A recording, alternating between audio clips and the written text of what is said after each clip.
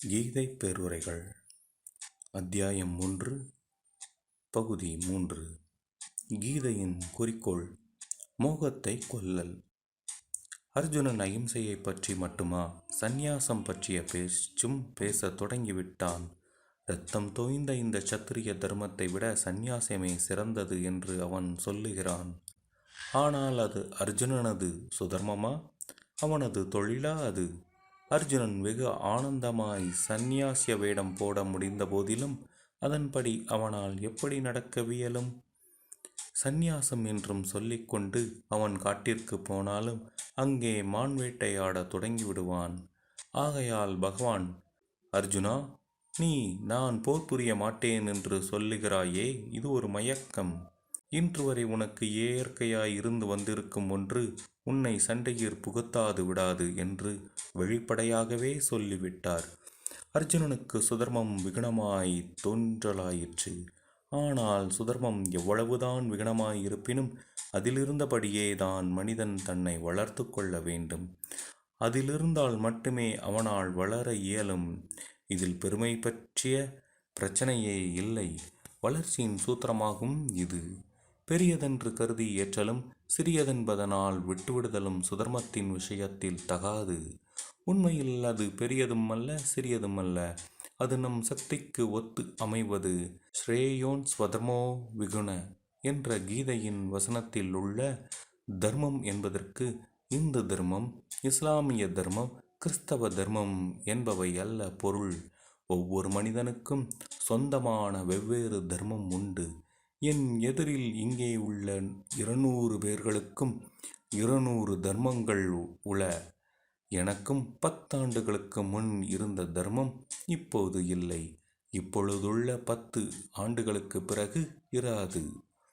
சிந்தனை, அனுபவம் ஆகியவைகளின் பயனாக மனிதன் போக்கு மாறுவதையொட்டி ஏற்கனவே இருந்த தர்மம் அகலவும் புதிய தர்மம் வந்து சேர்ந்து கொண்டே இருக்கிறது.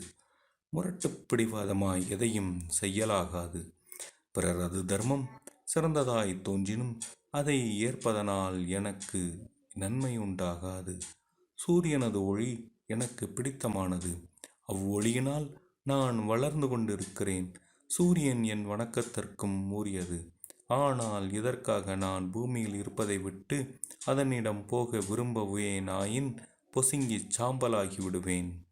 இதற்கு மாறாக பூமியில் இருத்தல் குறைபாடுள்ளதாயினும் சூரியனுடன் ஒப்பிடும்போது பூமி முற்றிலும் இழிந்ததாயினும் அது இயற்கையில் ஒளியற்றதாயிருப்பினும் சூரியனது வெப்பத்தை சகிக்கும் சக்தி எனக்கில்லாத வரை நான் அதனிடம் இருந்து விலகி பூமியில் இருந்தவாறே தான் என்னை வளர்த்து கொள்ள வேண்டும். மீன்களிடம் நீரினும் பால் அதிக மதிப்புள்ளது. நீங்கள் பாலில் வந்து இருங்கள் என்று ஒருவர் சொல்வாராயின் மீன்கள் அதை ஏற்குமா? மீன்களால் நீரில்தான் வாழ முடியும். பாலில் அவை மரித்து போகும். பிறரது தர்மம் எளிதாய் தோன்றினாலும் அதை ஏற்கக்கூடாது.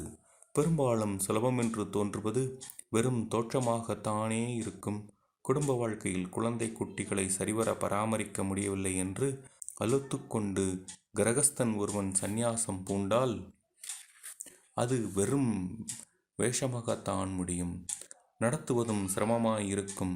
சந்தர்ப்பம் வந்ததும் அவனது வாசனைகள் தலை தூக்க பார்க்கும்.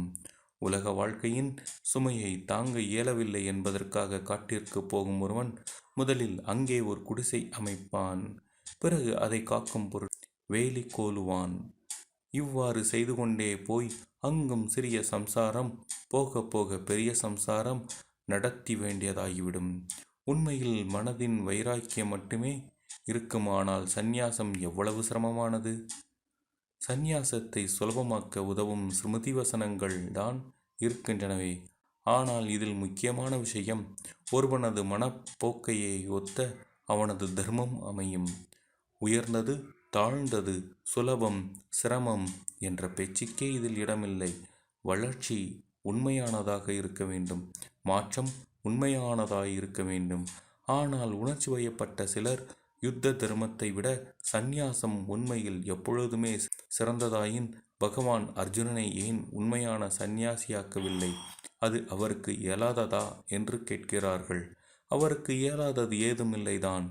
ஆனால் அர்ஜுனன் சாதித்ததென்று அப்பொழுது நாம் எதைச் சொல்ல முடியும்? ஆண்டவன் சுதந்திரம் அளித்திருக்கிறான்.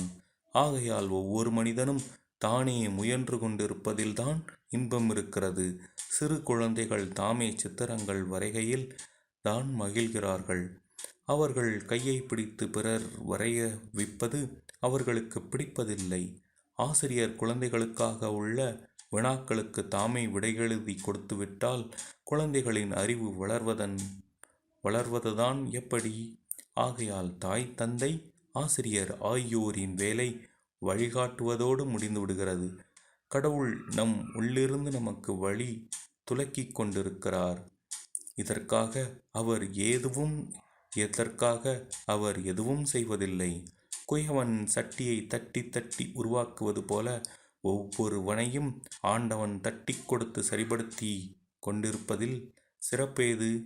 நாம் மண்பாண்டங்கள் அல்லவே, சின்மயிர் அறிவுச் சுடர் வாக்கப் பெற்றவர் ஆயிற்றே. இவ்விளக்கங்களில் இருந்து கீதை தோன்றியது சுதர்மத்திற்குத் தடையாய் உள்ள மோகத்தை அகற்றுவதற்காகவே வென்று உங்களுக்கு புரிந்திருக்கும். அர்ஜுனன் தர்மத்தை மறந்திருந்தான். சுதர்மம் பற்றி அவன் மனதில் மோகம் எழுந்திருந்தது. ஸ்ரீகிருஷ்ணன் முதலில் கண்டித்ததுமே அர்ஜுனன் இதைத்தான் ஒப்புக்கொள்கிறான்.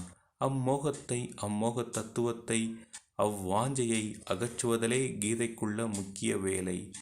கீதை முழுமையும் சொல்லியான பிறகு பகவான், அர்ஜுனா, உன் மோகம் தொலைந்ததா என்று கேட்கவும், அர்ஜுனன், ஆம் பகவானே, மோகம் தொலைந்தது, சுதர்மம் விளங்கிற்று என்று விடையளிக்கிறான்.